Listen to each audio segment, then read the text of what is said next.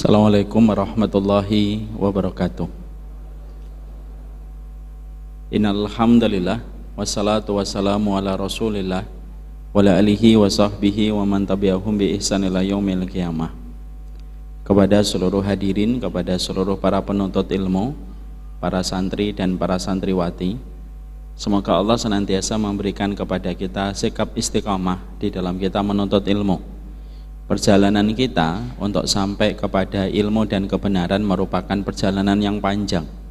Yang lelah akan lelah, yang letih akan letih, yang bosan akan bosan. Dan yang bertahan adalah mereka yang senantiasa memiliki sikap istiqamah, konsistensi pada hatinya ketika mereka berjalan di atas ilmu. Allah tidak mewajibkan kita sampai di ujung perjalanan dari kebenaran setiap ilmu yang kita pelajari.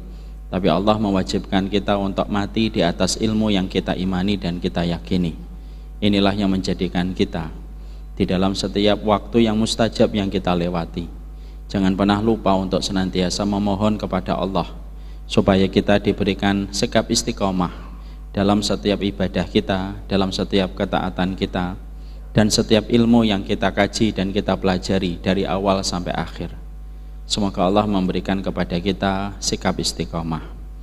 Maka dikatakan oleh Imam Ibnu Taimiyah, wa ma'adzamul karamati luzumul istiqomah. Karomah yang paling besar bagi setiap para walinya Allah ketika mereka menjadi orang yang beriman, sesungguhnya karomah yang paling besar itu bukanlah ketika dia bisa sholat Jumat di Masjid Nabawi, paginya masih di Bekasi. Karomah yang paling besar itu bukanlah ketika kita mampu terbang ataupun mampu ketika berjalan di atas air. Tapi dikatakan oleh para ulama, a'dhamul karomati luzumul istiqamah. Tidak ada karomah yang paling besar yang Allah berikan kepada setiap wali-walinya Allah kecuali adalah sikap istiqamah. Jangan mudah gampang untuk percaya kepada kisah-kisah yang terkadang melampaui batas akal kita, karena sesungguhnya lalu kita lupa terhadap karomah yang paling besar. Dan karomah yang paling besar sekali lagi sikap istiqomah. Semoga Allah memberikan kepada kita sikap istiqomah. Alhamdulillah, tentunya senantiasa kita bersyukur kepada Allah. Bersyukur setiap waktu atas setiap nikmat yang Allah berikan kepada kita. Bersyukur itu susah, bersyukur itu sulit. Biasanya kita sebagai manusia, ketika kita diuji oleh Allah dengan keterbatasan dan kita diuji dengan musibah, banyak di antara kita secara otomatis kembali kepada Allah. Tapi ketika kita diberikan oleh Allah dengan kelapangan, justru membuat kita sulit bersyukur kepada Allah dengan ketaatan yang terus kita pertahankan.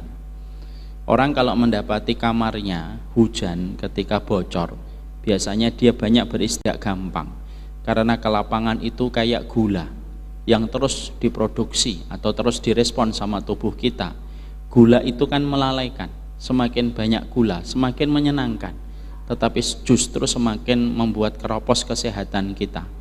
Kenikmatan hidup itu juga semacam gula, karena kita kalau tidak waspada, maka sesungguhnya kenikmatan demi kenikmatan, sebagaimana manusia yang tidak waspada dengan glukosa dan gula, semakin dia merespon, semakin dia terima, semakin senang, semakin dia terima, semakin senang. Tapi akhirnya berantakan seluruh organ tubuhnya, jantungnya kena, lambungnya kena, livernya kena. Makanya tidak salah kalau kita mendengarkan kata dokter, biang dari segala penyakit itu terletak pada penyakit diabetes. Dan sesungguhnya kelapangan itu ya kayak gula yang terlalu banyak tanpa kita waspadai. Itulah nikmat. Nikmat itu kalau kita tidak waspadai, itulah yang menjadikan akhirnya banyak kerusakan dalam kehidupan kita. Kita kalau ditinggalkan oleh keluarga kita, banyak di antara kita yang mudah sujud kepada Allah. Tapi terkadang kalau kita diberikan apa yang kita inginkan, justru terkadang kita lalai untuk menambah ketaatan kita kepada Allah. Nah, itulah yang menjadikan kita memahami betul kalau kita berzikir setiap habis sholat. Kayak tadi habis sholat maghrib kita berzikir, Allahumma a'inni ala dzikrika wa syukrika wa husni ibadatika. Betul-betul datang dari hati kita. Kita sangat berhajat dan berkebutuhan khusus kepada syukur, supaya syukur itu memberi kualitas pada kehidupan kita.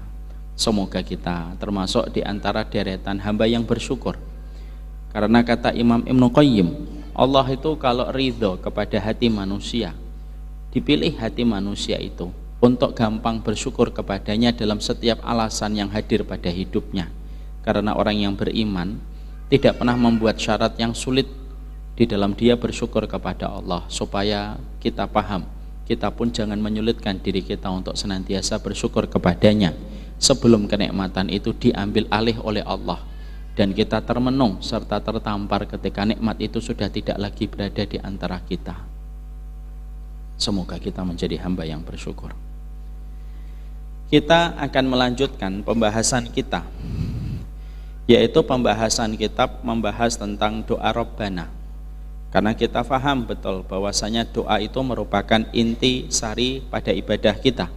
Dan sesungguhnya yang paling penting sebelum kita mengucapkan doa yang kita panjatkan kepada Allah, tentunya adalah bagaimana memberi makna pada setiap doa, memberi ilmu pada setiap untaian doa yang kita panjatkan kepada Allah, supaya doa itu datang dari hati, supaya doa itu datang dari hati yang ikhlas, dan supaya doa itu menjadi mustajab, mendatangkan kebaikan, kemaslahatan pada kehidupan kita ketika doa itu dikabulkan oleh Allah. Karena syarat dikabulkan doa itu oleh Allah yaitu adalah doa yang datang dari hati ketika dia memahami apa maksud dalam setiap untaian doa itu.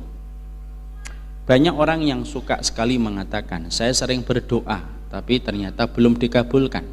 Mungkin salah satu evaluasi dan koreksi untuk kita, mungkin karena doa yang kamu panjatkan walaupun sudah kamu hafalkan di dalam lisanmu, karena kita tidak memberi makna pada ilmu setiap doa yang kita panjatkan. Kita tidak tahu doa ini dari siapa, kita tidak tahu maksud dari doa ini bagaimana, sehingga akhirnya ketika kita berdoa karena tidak datang dari hati yang tulus, tidak datang dari ilmu yang matang pada doa itu, menjadikan akhirnya doa itu tidak pernah diistijabah oleh Allah. Bukan karena Allah zat yang pelit mengabulkan setiap permohonan, tapi kita yang terlalu bermalas-malasan untuk memahami ilmu setiap doa yang harusnya kita pahami dengan ilmu sebelum kita panjatkan kepada Allah.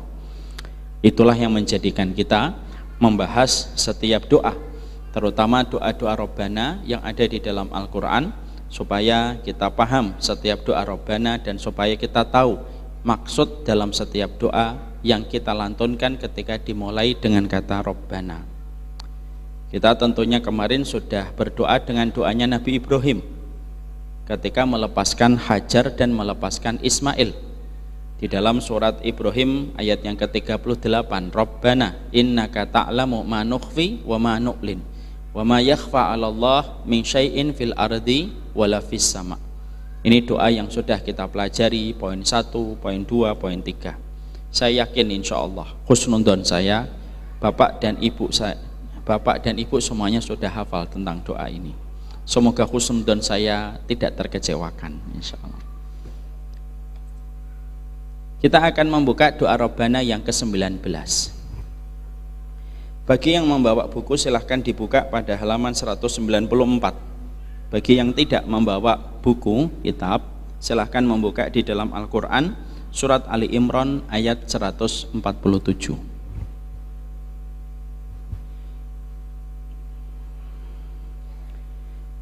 Surat Ali Imran 147, kita mendapati ada sebuah ayat yang Allah sampaikan, Rabbana fir lana dhunubana wa israfana fi amrina wa sabbit aqdamana wangsurna alal qaumil kafirin.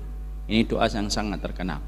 Doa ini ada dan terdapat pada surat Ali Imran 147. Doa ini artinya adalah, ya Rabb kami, ampunilah dosa-dosa kami dan tindakan-tindakan kami yang berlebih-lebihan di dalam urusan kami, teguhkanlah pendirian kami dan tolonglah kami terhadap orang-orang kafir. Inilah doa yang ada pada surat Ali Imran 147. Sebelum kita bahas satu persatu poin yang ada pada doa ini, mari kita lafadzkan berjamaah doa ini supaya setidaknya kita mulai belajar untuk menghafalnya. Rabbana ighfir lana dzunubana wa israfana fi amrina wasabbit aqdamana wangsurna alal qaumil kafirin. Insyaallah sebagian besar dari kita sudah hafal. Mari kita bahas poin yang pertama yang ada pada doa ini.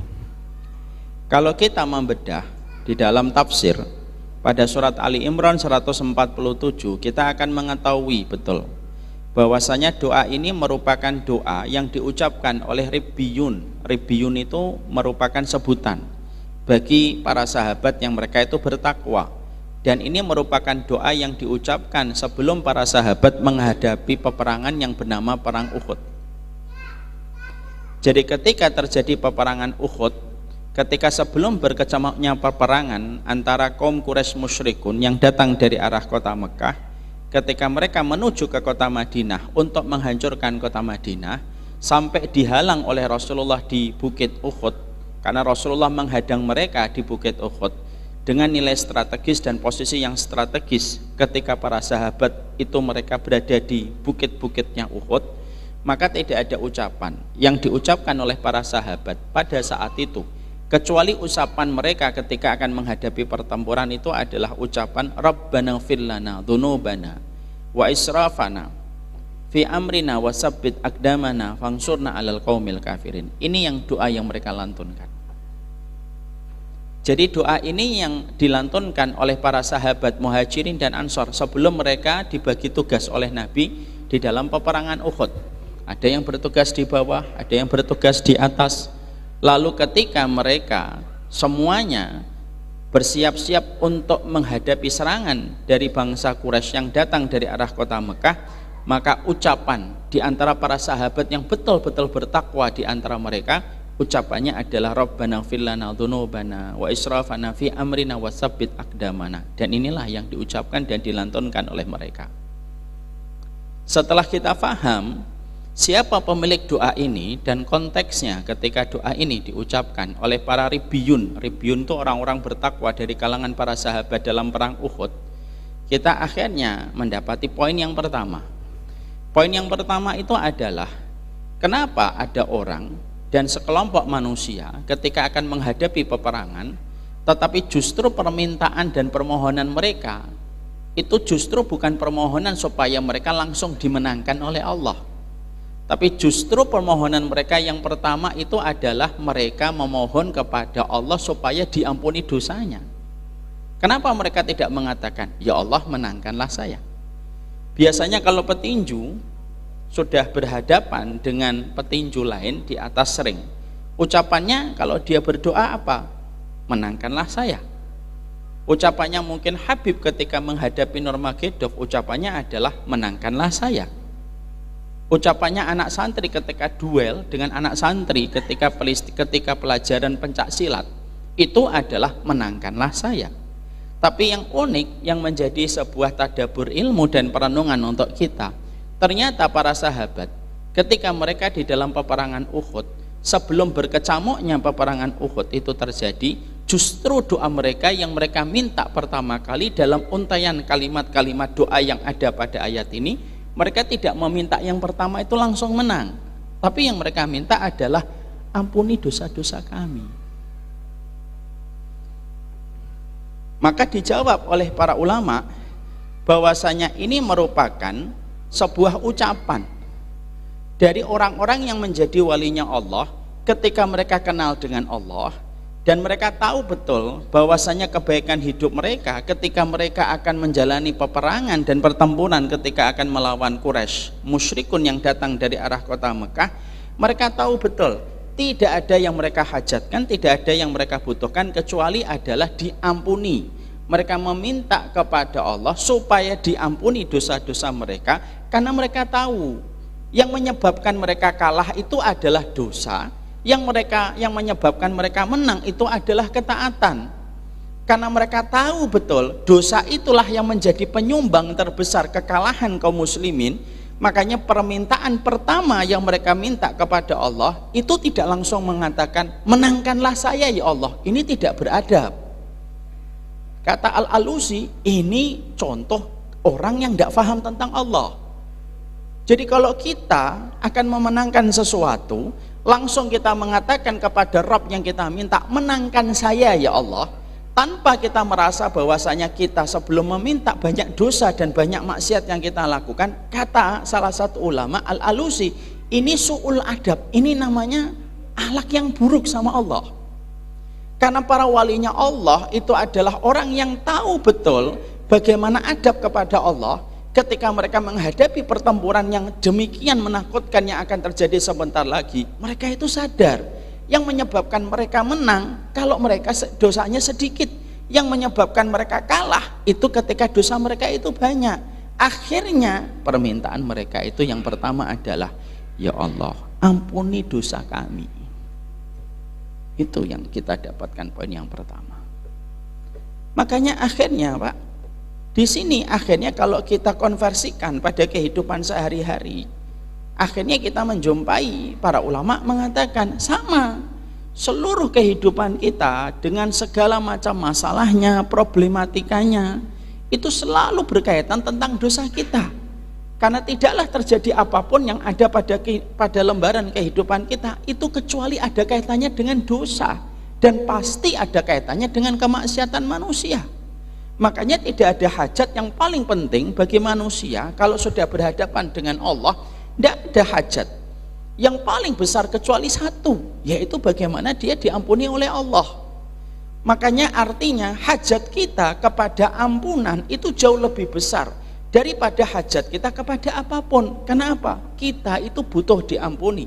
Sampai ketika kita meninggal dunia sekalipun, kita masih memelas dari doanya orang-orang beriman yang sholatin kita, yang mendoakan kita supaya kita diampuni. Saking besarnya kebutuhan manusia itu terhadap ampunan. Makanya yang menyusahkan kita itu dosa Pak, kalau nggak diampuni. Tidaklah satu dosa yang tidak kita segera meminta maaf kepada Allah kecuali menyulitkan seluruh kehidupan kita. Tidaklah setiap perkara yang terjadi di dalam rumah tangga kita, ataupun yang terjadi di luar, ataupun yang terjadi dalam muamalah, itu pun juga terjadi karena ada kaitannya dengan dosa. Makanya tidak ada permintaan doa yang paling banyak di dalam Al-Quran, kecuali selalu permintaan doa itu selalu diikut sertakan di dalamnya itu permintaan supaya kita diampuni oleh Allah. Kenapa? Masalah demi masalah itu selalu ada kaitannya dengan dosa yang tidak pernah tuntas antara dirinya dengan Allah. Loh, sampai urusan tikus di dalam rumah kita itu juga gara-gara dosa, kan kata Fudail bin Iyad. Fudail bin Iyad, seorang ulama besar, itu mengatakan kepada kita, beliau berkata, saya pernah melakukan maksiat. Setelah aku melakukan dosa dan aku melakukan maksiat, apa yang aku peroleh? Istriku tidak taat kepada perintahku, anak-anakku tidak mendengar perintah-perintahku, dan aku dapati tikus itu sudah mulai masuk ke dalam rumahku. Masya Allah. Ada yang mulai teringat, wah, tikus di rumah saya banyak gitu ya. Maaf Pak, di rumah saya juga ada tikus. Tapi artinya bahwasanya itu pun terjadi juga disebabkan karena dosa. Makanya orang ketika mereka semakin mengenal Allah, mereka itu semakin tahu yang mengganggu frekuensi manusia dengan Rabbnya itu dosa. Perkara yang mengotori dan membuat keruh antara kita dengan Allah, yang akhirnya berakibat kepada seluruh kehidupan kita, itu karena kemaksiatan kita. Makanya bisa jadi dalam kehidupan secara universal, bisa jadi apa yang dilakukan anak-anak kita pada kehidupan ini itu juga merupakan dampak dari kesalahan kita. Karena semuanya itu berkaitan tentang dosa dan kemaksiatan yang dilakukan manusia. Makanya akhirnya Ibnu Rajab itu berkata, tidak ada hajat yang paling besar, yang paling dibutuhkan manusia kalau dia sudah berhadapan dengan Allah, kecuali satu, minta diampuni dosanya oleh Allah. Dan itu harus ditajdid, itu harus diperbarui setiap waktu dan setiap harinya. Karena yang membuat susah hidup itu dosa kita sendiri. Karena dosa kita sendiri. Anak berlaku semacam ini ketika mungkin bantah atau mungkin membentak kita. Mungkin karena kita pernah bentak orang tua kita, dosa itu tidak selesai, akhirnya Allah kirimkan anak yang membentak kita. Itu kan karena dosa. Tidaklah kita menjumpai semua kemaksiatan, kecuali kemaksiatan itu pasti akan memberikan kesulitan pada kehidupan manusia itu. Makanya Imam Ibnu Qayyim berkata, tidaklah setiap manusia ketika mereka mendapatkan kesulitan, ketika mereka mendapatkan ujian pada hidupnya, ataupun mereka mendapatkan balak pada kehidupan mereka, tidaklah balak, tidaklah ujian dan kesulitan datang pada kehidupan manusia, kecuali yang harus dilakukan adalah bagaimana manusia itu beristighfar kepada Allah dan memperbarui taubat mereka kepada Allah. Karena itu yang menjadi sumber kebaikan kehidupan kita kalau kita sudah diampuni oleh Allah. Makanya ketika ada orang datang kepada Hasan Al-Basri menceritakan, Pak, daerah kami kena paceklik. Hasan Al-Basri mengatakan, perbanyak istighfar. Kami sudah lama tidak memiliki keturunan. Tidak ada saran yang disampaikan oleh Hasan Al-Basri kecuali adalah memperbanyak istighfar. Tidaklah setiap hal kebaikan yang ada pada kehidupan kecuali adalah memohon kepada Allah supaya kita diampuni oleh Allah dalam setiap kejadian kehidupan kita, karena kesulitan itu datang bersama dengan setiap dosa yang kita lakukan. Makanya maaf ya, kedudukan kita sebagai orang tua, kita akan pingin Pak, keturunan kita keturunan yang solih dan taat, membahagiakan kita di masa tua. Kita juga berharap supaya anak-anak kita nanti kelak memberi syafaat untuk kita Pak. Karena anak itu bukan hanya sekedar titipan, tapi anak itu sebenarnya merupakan harapan supaya kita nanti mendapatkan keringanan pada kehidupan akhirat. Kalau anak kita adalah anak yang taat kepada Allah, anak itu memberi syafaat kepada setiap orang tua. Itu kan harapan kita Pak. Tapi tahukah kita, kalau kita merenungkan pada surat Al-Ahqaf ayat yang ke-15, kita akan mendapati pada surat Al-Ahqaf ayat yang ke-15 ketika kita berdoa, Rabbi yauzi'ni an ashkura ni'mataka allati an'amta alayya wa an a'mala salihan tarda wa aslih li fi dzurriyyati inni tubtu ilaika wa inni minal muslimin. Kita diajarin oleh Allah pada surat Al-Ahqaf ayat yang ke-15. Ketika kita memohon kepada Allah, ya Allah, berikanlah aku kebaikan yang mengalir sampai keturunanku. Permintaan kita. Tapi apa permintaan setelah itu? Inni tubtu ilaika. Aku bertobat ya Allah. Kenapa setelah kita meminta kepada Allah supaya kita diberikan keturunan yang memberikan kebaikan sampai anak cucu kita, kalimat permintaan setelahnya itu adalah saya bertobat kepada Engkau ya Allah? Para ulama mengatakan, karena kebaikan anak tidak akan didapatkan sampai orang tua itu pandai bertobat kepada Allah sampai tobatnya diterima, baru anaknya akan dijadikan oleh Allah memberikan kebaikan untuknya dan kebaikan yang mengalir sampai anak cucunya. Itu yang menjadikan kita faham kaitannya dosa dengan kaitannya kemaksiatan dan kesulitan yang ada pada kehidupan kita. Makanya ribiyun yang Allah sampaikan pada ayat ini, mereka itu tahu betul kekalahan itu pasti kemaksiatan. Makanya benar, kalaulah kita hari ini mendapatkan perkataan para ulama besar. Para ulama itu mengatakan, tidaklah hari ini orang yang tidak beriman kepada Allah menguasai urusan kaum muslimin dan akhirnya kaum muslimin itu terdolimi di banyak-banyak tempat, itu bukan karena orang yang tidak beriman itu kuat, tetapi karena kemaksiatan orang mukmin dan kemaksiatan seorang muslim di dalam hidupnya yang menjadikan orang-orang yang tidak beriman itu memiliki kekuatan untuk mendolimi kaum muslimin. Karena setiap kemaksiatan itulah yang mewariskan kehinaan ketika seseorang itu mendapatkan sebuah kekalahan.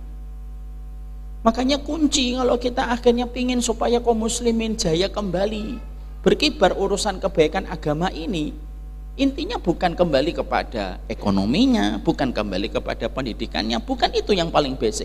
Yang paling basic adalah kembali kepada agama. Karena kembali kepada agama itulah yang memberikan kekuatan bagi mereka yang yakin kepada Allah. Ada satu peperangan Pak, saya ambilkan sebuah contoh yang paling simpel. Ada satu peperangan yang pernah dikisahkan di dalam kitab Al-Bidayah wa Nihayah. Ada satu peperangan yang lama tidak kunjung mendapatkan kemenangan. Sampai akhirnya mereka lapor kepada komandan mereka dan komandannya lapor kepada Umar bin Khattab radhiyallahu anhu. Kenapa pasukan ini tidak kunjung mendapatkan kemenangan? Dilihat itu oleh Umar bin Khattab dengan seluruh basirah ilmu yang dimiliki oleh beliau, karena Umar bin Khattab itu sahabat yang paling paham tentang sunnah itu Umar bin Khattab, Pak. Imam Az-Zahabi berkata, kalaulah sunnah itu memiliki 10 pintu, 9 pintu itu yang menguasai Umar bin Khattab. Orang yang paling ikhlas hatinya Abu Bakar, tapi orang yang paham ilmu tentang sunnah itu Umar bin Khattab. Mereka menyampaikan bagaimana pasukan mereka yang tidak kunjung mendapatkan kemenangan kepada Umar bin Khattab radhiyallahu anhu. Ini lama nggak dapat kemenangan. Diceklah dengan basirahnya seorang Umar bin Khattab, apa yang menjadikan pasukan ini tidak kunjung mendapatkan kemenangan. Satu persatu dilihat, Masya Allah. Dilihat sholat malamnya bagus, dilihat puasa sunnahnya bagus, dilihat bagaimana komitmen-komitmennya pada setiap perkara yang diwajibkan dijalankan. Dicek satu-satu, akhirnya ketemu, Pak, satu perkara yang ternyata miss dan tidak dilaksanakan oleh pasukan yang ada di tempat itu. Apa itu? Sunnah untuk bersiwak. Siwak itu wajib atau sunnah? Sunnah. Siwak. Lalu akhirnya Umar bin Khattab mengatakan, loh, ini ada yang ketinggalan. Ada satu sunnah yang tidak disempurnakan, yaitu adalah keutamaan bersiwak. Karena kita tahu Rasulullah itu bersiwak dalam setiap kondisi-kondisi penting, mau sholat, mau tahajud, mau ketemu istri, mau membaca Al-Quran, maka beliau senantiasa bersiwak. Ketika Umar bin Khattab tidak menjumpai bahwasanya ternyata pasukan ini tidak bersiwak, lalu Umar bin Khattab mengatakan kepada pasukan itu, suruh pasukan kalian untuk bersiwak. Masya Allah ya. Pasukannya langsung bersiwak. Tidak lama setelah itu mendapatkan kemenangan, Pak. Pasukannya akhirnya kabur ketika melihat kaum muslimin itu bersiwak. Mereka tidak tahu tentang masalah siwak, Pak. Mereka melihat dari kejauhan, wih, pasukan kaum muslimin, giginya diasah apalagi pedangnya. Akhirnya mereka kabur. Tapi di situ kita mendapati bahwasanya ini merupakan bagian dari sebuah fakta sejarah. Oh, ternyata kemenangan itu adalah ketika kita mendapatkan setiap komitmen kaum muslimin itu meninggalkan kemaksiatan itu. Dan bagaimana ketika kita diampuni oleh Allah. Makanya kita belajar dari kalangan Ribiyun ketika mereka akan menghadapi perang Uhud, ucapannya ini, Pak. Berarti kita pada kehidupan kita dan keluarga kita menghadapi masalah-masalah yang akan kita jumpai sebagaimana para sahabat ketika menghadapi perang Uhud. Lalu para sahabat mengucapkan doa ini ketika akan menghadapi musuh yang besar yang akan menyerang mereka. Kita pun sama, Pak. Kita ini pada dasarnya adalah memohon kepada Allah supaya kita diampuni dosa-dosanya oleh Allah. Supaya akhirnya kalau kita sudah diampuni dosa-dosanya oleh Allah, maka kemuliaan, kemenangan, kemudahan, kelapangan selalu Allah berikan kepada setiap orang yang mereka itu mentaati Allah. Yang menjadikan masalah kehidupan kita itu bukan Allah, karena Allah itu yuridullahu bikumul yusra. Allah itu ingin supaya kamu itu gampang, itu Allah. Allah itu tidak ingin susah kepada kehidupan manusia, dan Allah tidak ingin menyusahkan kehidupan manusia.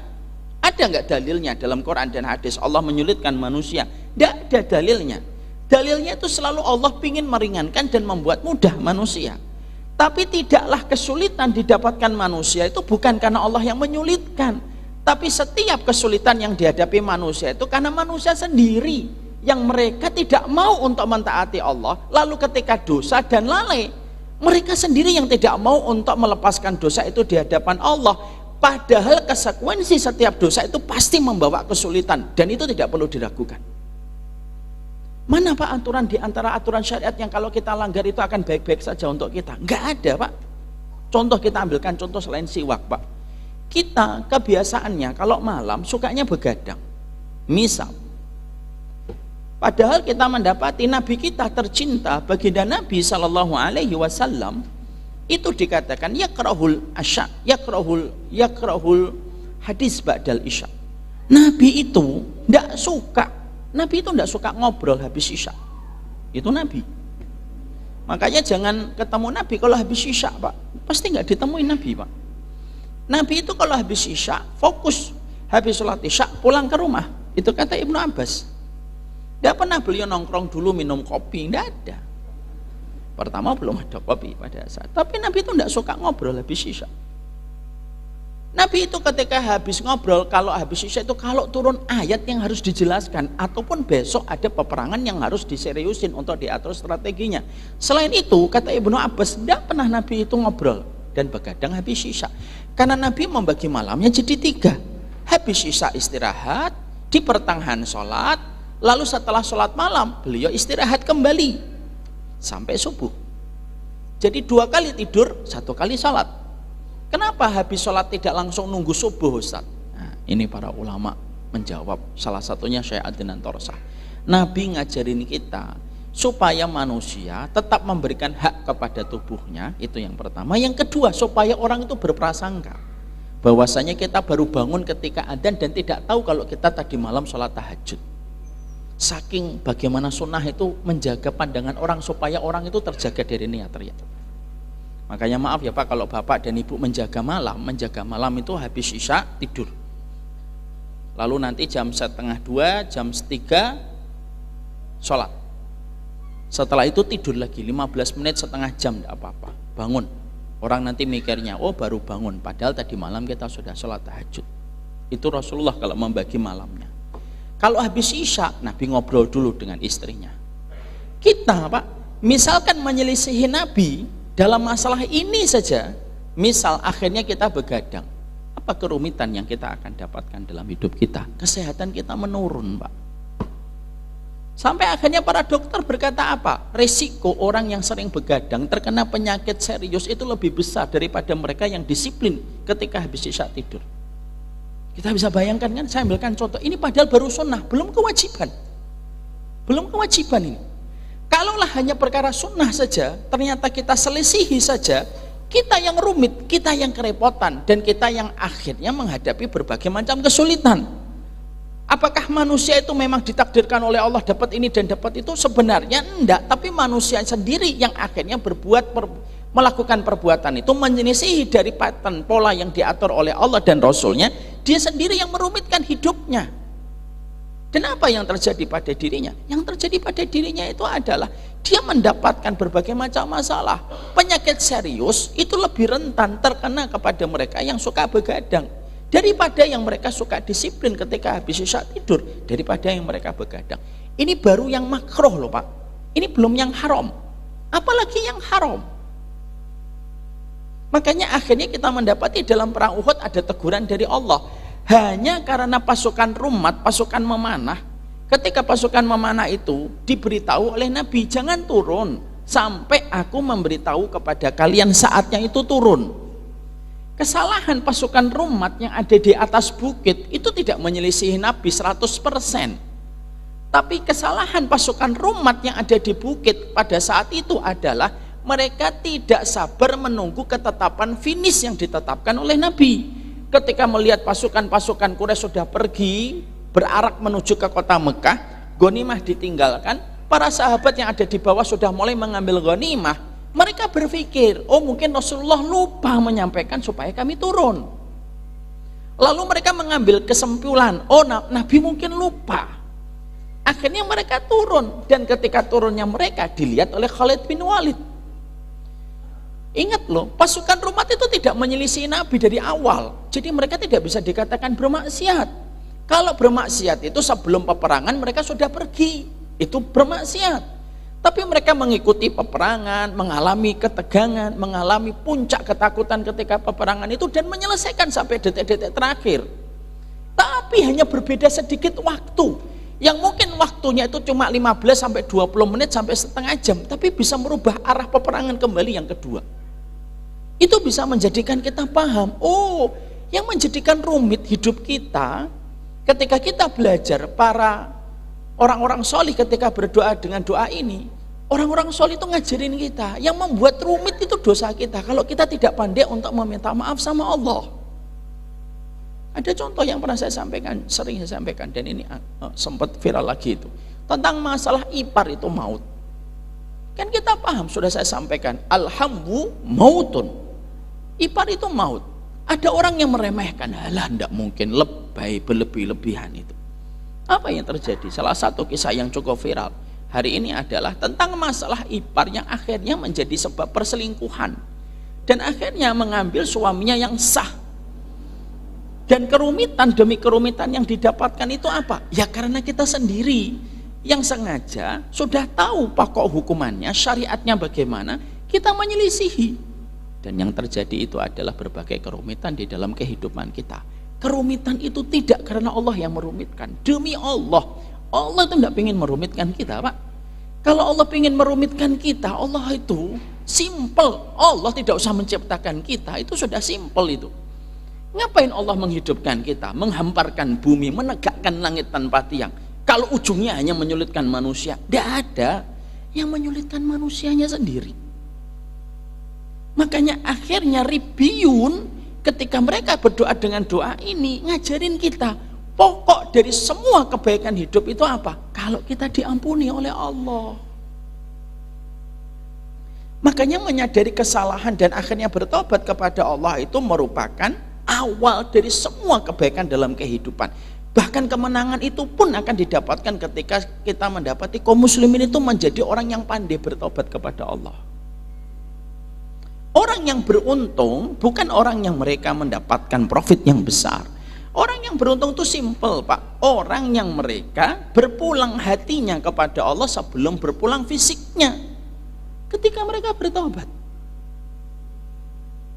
Dari sebab tobat inilah kita ini nanti akan mendapatkan berbagai macam kemudahan di dalam kehidupan kita.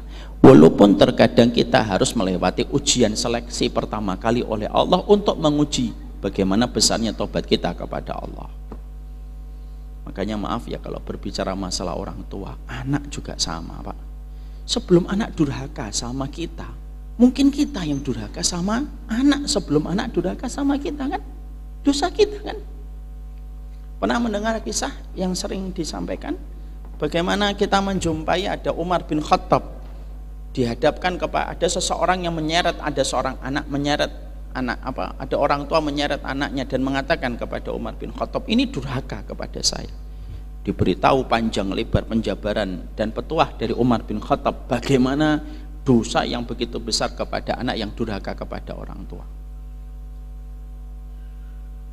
Anak itu merespon dengan sebuah pertanyaan singkat dan sederhana. Halil walad hakun ala walidihi? Apakah anak punya hak enggak atas orang tuanya, atas bapaknya? Punya lah. Udhkur, sebutkan wahai Amirul Mukminin, apa haknya anak atas orang tuanya?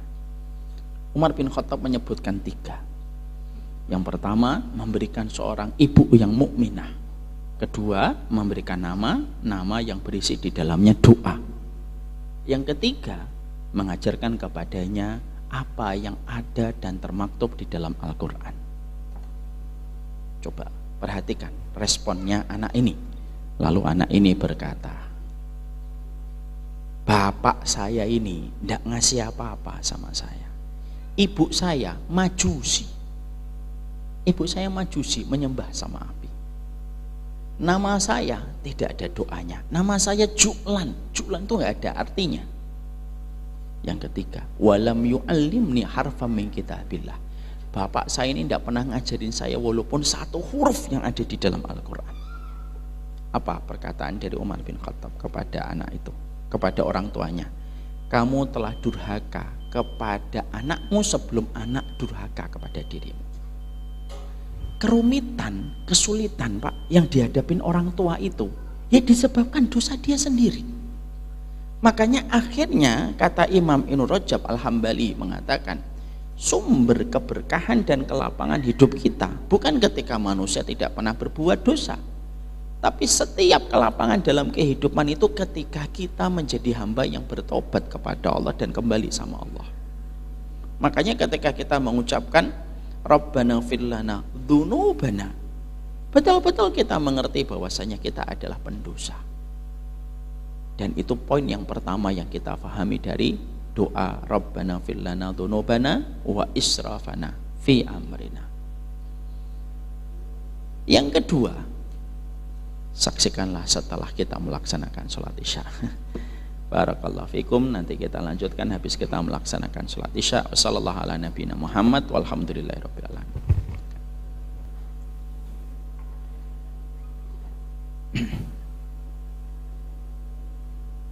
Jadi disinilah kita akhirnya mengetahui betul pada poin yang pertama, bahwasanya permintaan para sahabat Nabi ketika sebelum mereka terjun di medan gelanggang peperangan, yaitu adalah mereka tidak memohon kepada Allah supaya diberikan kemenangan, tetapi mereka memohon kepada Allah supaya mereka diampuni dosanya, karena mereka paham betul, mereka mengimani bahwasanya kemudahan, kelapangan hingga kemenangan itu tidak akan didapatkan sebelum mereka diampuni dosa-dosanya oleh Allah Subhanahu wa taala. Inilah pula yang menjadikan kita mengambil sebuah energi besar, bahwasanya setiap kelapangan hidup kita, kemenangan hidup kita itu dimulai ketika kita menjadi hamba yang pandai untuk memohon ampunan kepada Allah dalam setiap waktu dan setiap saat. Makanya betul kata Imam Ibnu Rajab, kalau kamu tidak mampu berlomba-lomba dengan ahlu ta'ah dengan ketaatannya, maka setidaknya kita berlomba-lomba dengan para pendosa ketika kita bertobat dan kembali kepada Allah. Tidaklah para nabi ketika mereka berdoa, kecuali para nabi selalu berdoa dengan bertawasul ketika mereka memohon ampunan atas seluruh dosa-dosa mereka, padahal mereka itu para nabi dan para rasul. Tidaklah Nabi Adam ketika berdoa kecuali doanya Rabbana dzalamna anfusana wa illam taghfir lana wa tarhamna lanakunanna minal khasirin. Tidaklah kita mendapati Nabi Yunus ketika berdoa kecuali adalah la ilaha illa anta subhanaka inni kuntu minadh dhalimin, untuk meminta pertolongan kepada Allah. Kenapa para nabi, kenapa para rasul yang track record mereka itu sepi dari dosa, itu pun mereka memohon ampunan dosa kepada Allah? Karena semakin tinggi makom seseorang di hadapan Allah, semakin dia merasa berdosa, dan tidak ada yang paling mereka hajatkan kecuali meminta kepada Allah supaya dosa-dosa mereka diampuni oleh Allah. Kita Pak menjadi orang tua yang baik itu ketika kita pandai bertobat kepada Allah. Kita menjadi suami yang baik ketika kita pandai bertobat kepada Allah. Kita menjadi istri itu adalah ketika kita pandai bertobat kepada Allah. Karena keberkahan seluruh urusan kita diajarkan oleh para sahabat ketika mereka mengikuti perang Uhud. Mereka berdoa, yang pertama sebelum mereka meminta dimenangkan, mereka meminta supaya diampuni dosa-dosanya oleh Allah. Sebelum kita meminta supaya anak kita faqih, paham agama, marilah kita memohon ampun dulu sama Allah. Sebelum kita diberikan kekuatan membimbing istri kita, minta dulu ampunan kepada Allah. Sebelum kita mendapatkan suami yang suami kita bisa membimbing kita dan suami kita bisa memiliki sifat qawam untuk mengarahkan kita sebagai istrinya dan bagian keluarganya, mintalah ampunan dulu kepada Allah. Karena tidaklah kita, kalau kita sudah diampuni oleh Allah, akhirat kita akan lapang, dunia kita pun akan terasa mudah ketika kita sudah diampuni dosa-dosanya oleh Allah.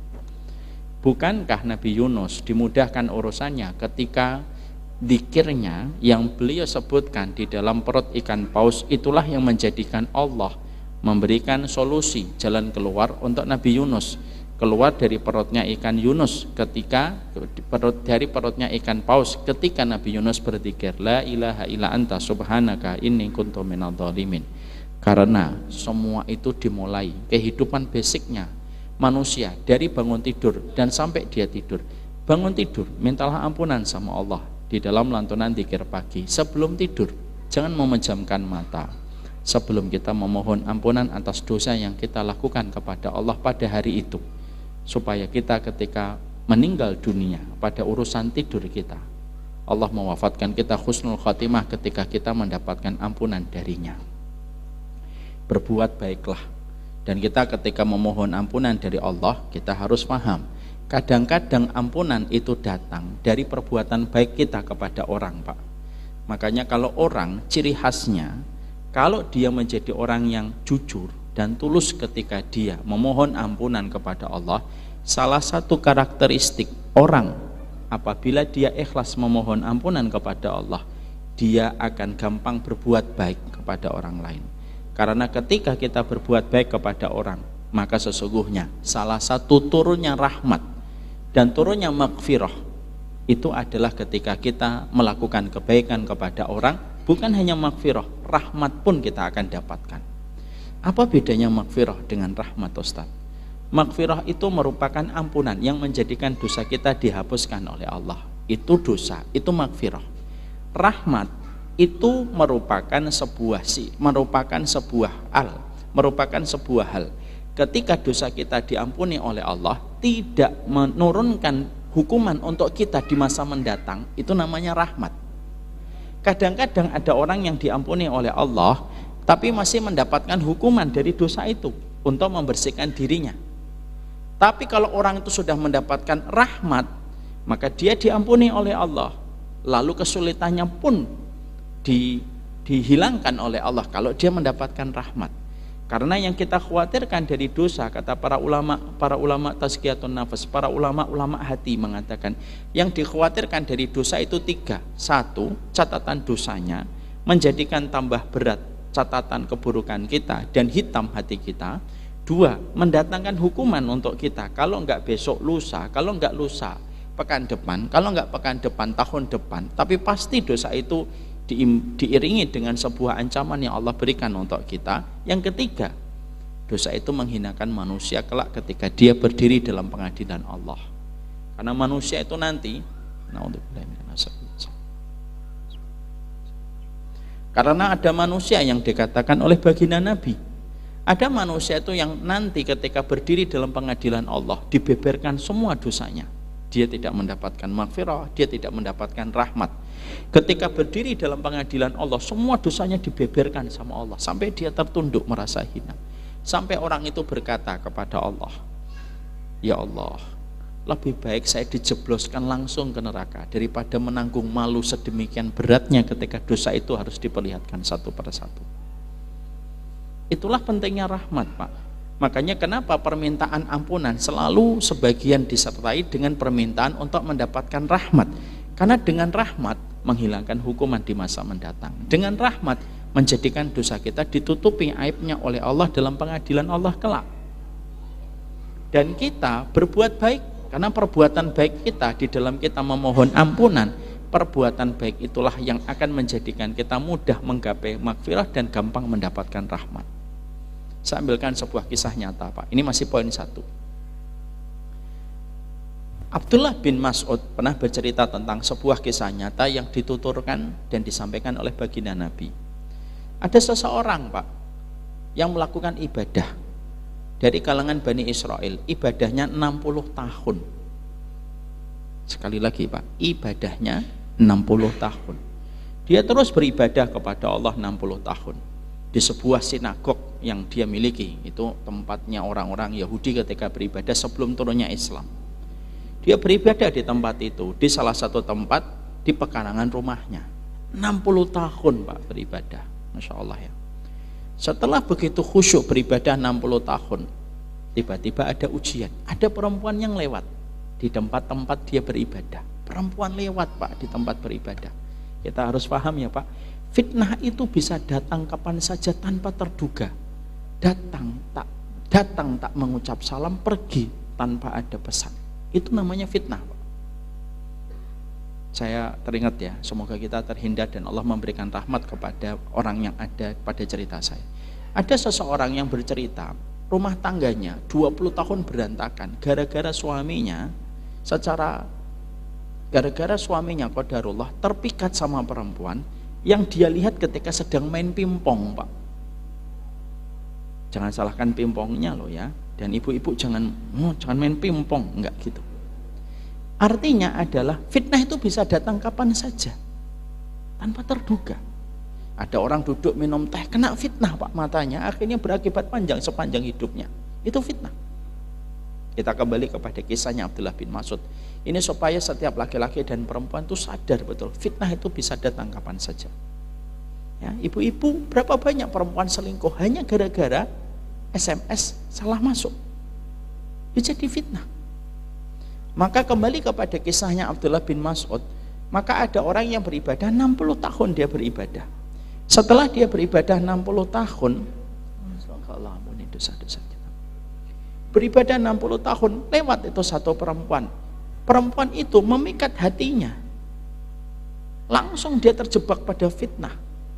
Ternyata bukannya dia langsung menundukkan pandangannya, tapi dia lampiaskan pandangannya, dikejar perempuan itu, diajak bicara, ngobrol, asyik di tempat dia beribadah 60 tahun.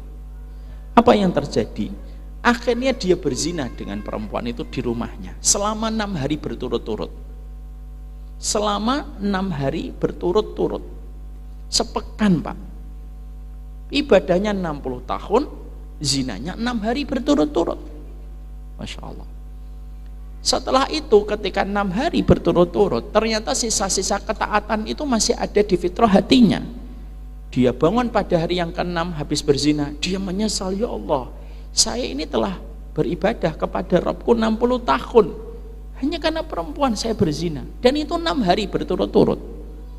Akhirnya perempuan itu ditinggal, dia lari meninggalkan rumahnya, meninggalkan sinagognya, tidak membawa apapun kecuali apa yang melekat pada dirinya. Karena apa? Penyesalannya itu betul-betul masuk ke tulang hatinya, menusuk kepada hatinya. Dia berlari terus tanpa berhenti untuk menjauh, saking begitu malunya dia dengan dosa itu. Maka setelah dia berlari selama beberapa hari tidak membawa bekal, akhirnya kekuatannya habis. Akhirnya dia berhenti pada satu kampung yang dia tidak kenali pada kampung itu. Lalu dalam kondisi yang lemah, dia terjatuh di pinggir jalan. Tanpa ada yang memberikan minuman, tanpa ada yang memberikan makanan. Tiba-tiba ada seseorang yang lewat. Yang lewat itu membawa roti dalam tas yang dia bawa. Melihat orang ini jatuh, dia tahu ini kelaparan. Kelihatan dari wajahnya orang ini kelaparan yang tadi berzina 6 hari berturut-turut. Akhirnya orang tersebut dikasihkan itu roti kepada orang tersebut. Orang itu senang. Ketika mendapatkan roti, beberapa hari dia lari. Tidak mendapatkan asupan makanan, mendapatkan roti, Pak. Ketika dia mau makan roti itu, tiba-tiba di sampingnya ada orang tua yang kelihatan lapar sekali. Laparnya luar biasa. Maka akhirnya dia melihat, kasihan, dia lebih lapar kelihatannya daripada saya. Disobek rotinya, Pak. Lalu diberikan kepada orang tua tadi lebih besar daripada roti yang dia makan. Padahal tidak ada yang dia inginkan kecuali makan roti. Setelah beberapa hari tidak makan. Setelah roti itu diberikan kepada orang tua itu, tidak lama setelah itu beliau meninggal dunia, Pak. Malaikat maut datang disuruh oleh Allah cabut nyawa orang itu, dicabut nyawanya, meninggal dunia. Maka kata Rasulullah Shallallahu Alaihi Wasallam, maka orang itu dibangkitkan oleh Allah. Ketika dibangkitkan oleh Allah, Allah tahu orang ini beribadah kepadanya selama 60 tahun. Lalu Allah menimbangnya, Allah memberikan mizan kepadanya. Maka ibadahnya 60 tahun diberikan pahalanya oleh Allah. Tapi dia melakukan zina selama 6 hari berturut-turut, maka diletakkan dosa di sebelah kiri dari timbangan mizan yang Allah tegakkan. Dan ternyata, Pak, ibadah 60 tahun kalah dengan beratnya dosa yang dilakukan 6 hari. Insya Allah ya, Pak. Makanya Masya Allah, kalau melakukan taat semua orang bisa, Pak. Meninggalkan dosa hanya orang yang ikhlas yang bisa meninggalkan dosa. Masih anak yatim, banyak orang yang bantu, Pak. Mau sholat nggak sholat, korupsi nggak koruptor, banyak bantu anak yatim, Pak. Tapi meninggalkan korupsi hanya mereka yang ikhlas. Maka ketika ditimbang ternyata zinanya lebih berat daripada ibadahnya selama 60 tahun. Maka setelah itu orang itu lemes dan menyadari bahwasanya tidak ada ujung penderitaan dia di akhirat kecuali berujung ke neraka. Setelah dia tahu, lah zina saya 6 hari lebih berat. Ketika orang itu dalam kondisi yang betul-betul sedih, merasakan apa yang akan dirasakan dari pengadilan Allah, Allah tiba-tiba berfirman kepadanya, kata Rasulullah, tapi ada yang belum aku timbang untukmu. Dia tidak tahu dan tidak ingat apa ibadah yang belum ditimbang oleh Allah di luar 60 tahun beribadah kepadanya. Lalu Allah mengingatkan, bukankah kamu pernah mendapatkan rasa lapar yang melilit perutmu, lalu kamu mendapatkan sepotong roti dan tidak ada yang kamu inginkan di atas muka bumi ini kecuali makan roti itu untuk mengganjal perutmu setelah beberapa hari kosong. lalu kamu dapat roti itu, lalu kamu potong rotinya, lalu kamu berikan kepada orang tua, di mana bagian orang tua itu lebih besar daripada bagianmu. Padahal kamu sangat berhajat dan sangat pengen melahap roti itu. Dia merasa, ya memberi roti dibandingkan 60 tahun beribadah, dibandingkan 6 hari berturut-turut ibadah. Tapi dia menunggu pengadilan Allah. Allah ambil ibadahnya 60 tahun diganti dengan sepotong roti, Pak, yang pernah dia berikan kepada orang tua. Tidak ada yang mendorong dia memberikan roti itu kecuali ikhlas. Tidak ada yang mengenalnya, tidak ada yang mengetahui dia itu siapa, tidak ada yang mengetahui dia datang dari mana, dan tidak ada yang membuatnya dia untuk memberikan roti itu kecuali karena Allah semata. Karena Allah semata. Roti itu ditimbang, Pak. Lalu dosanya dia zina itu 6 hari berturut-turut ditimbang, Pak. Dan ternyata ketika ditimbang, roti yang diliputi dengan keikhlasan, tidak ada yang mendorong dia untuk memberikan roti itu kecuali karena Allah semata. Roti itu ternyata lebih berat daripada zina 6 hari berturut-turut, Pak. Dan dia diampuni oleh Allah. Apa yang kita ambil dari riwayat sahih dari Abdullah bin Mas'ud ini? Kita ketika memohon ampunan supaya sumber kebaikan itu berlaku untuk kita itu, kadang-kadang dengan kita berbuat baik sama orang. Jangan sampai salah paham loh ya. Oh, berarti zina itu tebusnya dengan roti. Habis zina nyari orang-orang yang enggak bawah-bawah jembatan. Orang di bawah jembatan ngapain, Pak, ngasih roti? Ya, Pak, saya habis zina, Pak. Ini berdasarkan hadis dari Abdullah bin Mas'ud. Enggak gitu. Tapi itu yang kita peroleh. Karena apa? Mintalah, Pak. Semuanya itu tawasul supaya kita diampuni, Pak. Tidak ada tawasul yang paling indah kecuali tawasulnya kita supaya diampuni dosa-dosanya oleh Allah. Bapak perhatikan, doanya para nabi itu minta ampunan, Pak. Doanya para nabi itu yang termaktub dalam Quran itu apa? 70% itu minta ampunan sama Allah. Padahal mereka nabi, Pak. Mereka rasul. Mereka tidak melihat fitnah yang kita lihat. Mereka tidak hidup pada zaman rona kemaksiatan sekuat sebagaimana yang kita lihat, Pak. Itu saja mereka memohon ampunan sama Allah. Seorang Ibrahim memohon ampunan kepada Allah. Seorang Ibrahim, Pak, padahal beliau hidup ribuan tahun sebelum kita, Pak.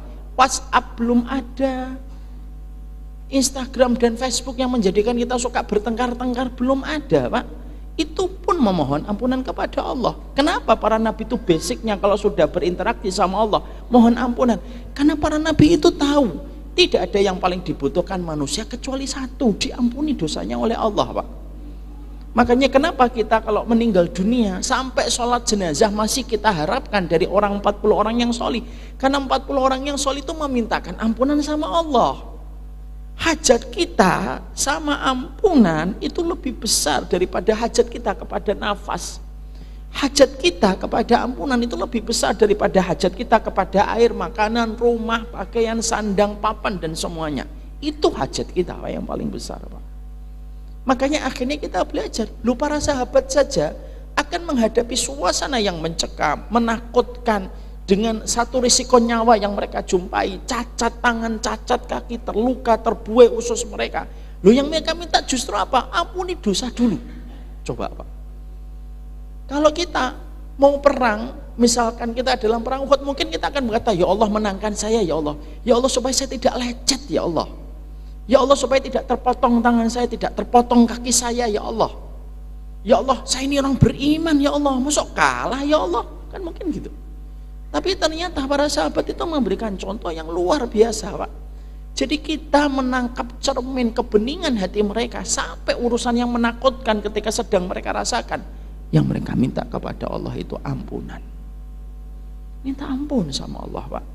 Laki-laki, orang tua yang dibantu oleh Allah, kata Imam Qurtubi, simple kok. Orang tua yang dibantu oleh Allah, itu orang tua yang mereka diampuni dosanya oleh Allah. Kalau sudah diampuni dosanya oleh Allah, urusan semuanya di take over oleh Allah dalam kebaikan. Dan itu kecil bagi Allah. Itu baru poin yang pertama. Poin yang kedua, apa bedanya kata dzunubana wa israfana? Ada kata dzunub, ada kata israf. Apa bedanya antara dzunub dengan israf? Nah itulah yang menjadikan kita mempelajari pekan depan, insya Allah. Sabar, kalau kita ingin mendapatkan ampunan, semoga kita senantiasa bersabar. Pekan depan kita mempelajari poin yang kedua, apa bedanya dzunub dengan israf. Poin yang ketiga, poin yang keempat, ada 5 poin pada doa ini. Nanti kita akan kaji satu persatu sampai sempurna pemahaman kita.